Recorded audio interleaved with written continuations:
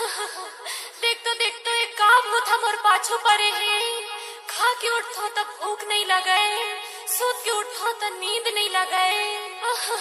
अरे थम जा थोकीन, रुक जा ते हम मोर डेरा में आए भाई।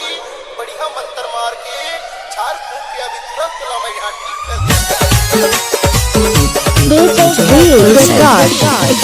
exclusive.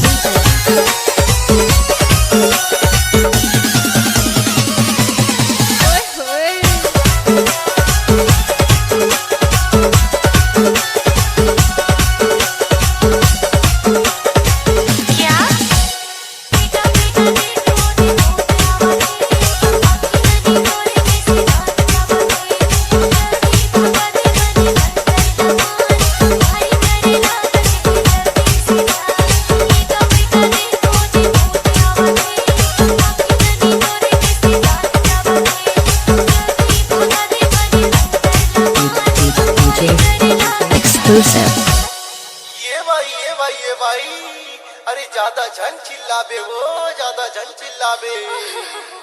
देख तो एक काम होता मोर पाछू परे है।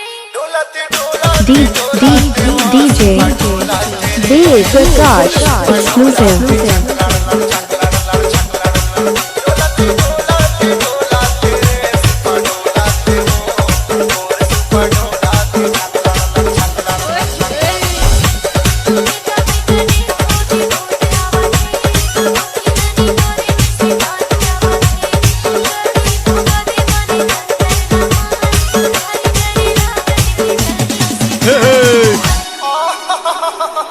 मैं हरा भाई, काबर डर रहा तुझको?